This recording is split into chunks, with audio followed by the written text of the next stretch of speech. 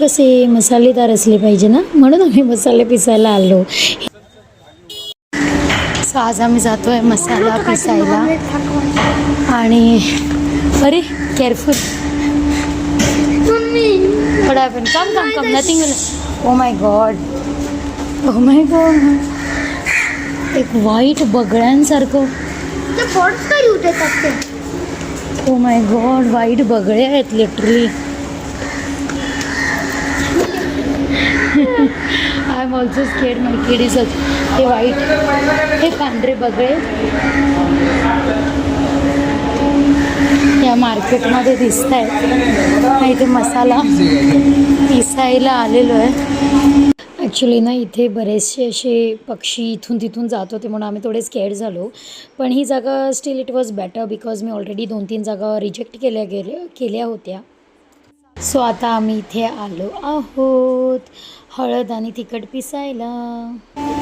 निहान आलाय हळदी पिसायला आलाय निहान. इथे या शॉपमध्ये तिखट ग्राइंड करतात आणि त्याच्या पलीकडच्या शॉपमध्ये हळद ग्राइंड करतात.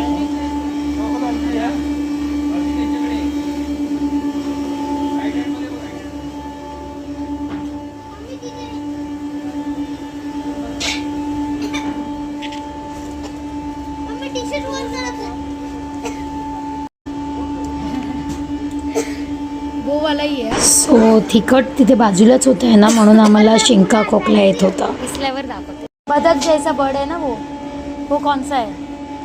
निहान विचारत होता की त्यांना विचार तू हा बगळ्यासारखा पक्षी कुठला आहे म्हणून आम्ही विचारत होतो.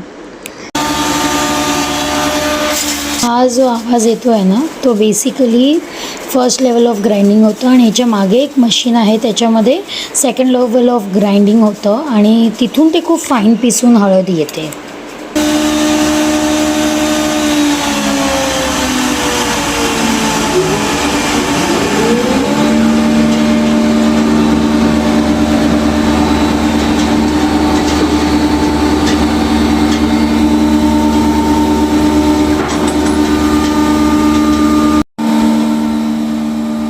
आमची आता हळद रेडी.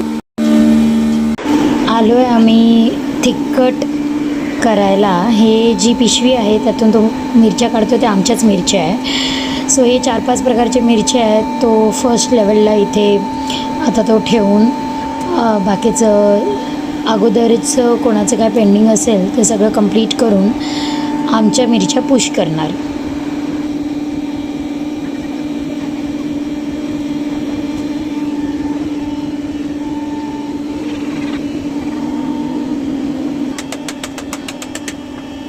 ही जी डिटेल्ड व्हिडिओ आहे तो तुम्हाला माझ्या यूट्यूब चॅनलमध्येच दिसणार.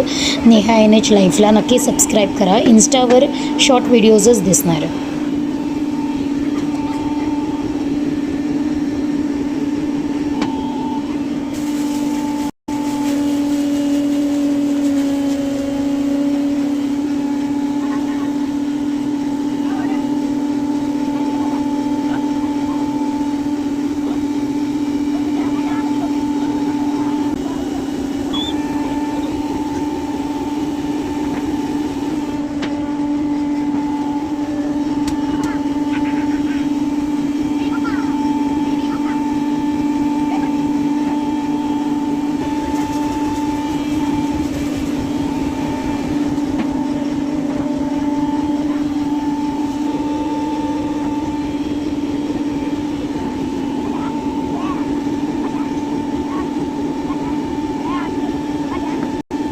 आता आयरनी बघा, जे त्यांनी पिशवी वजन करून घेतली ना ती बरोबर आमच्या येल्लो पिशवीतच दिली.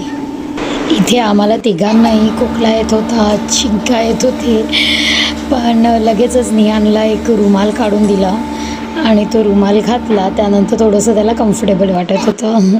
भेटूया पुढच्या व्लॉगमध्ये. बाय.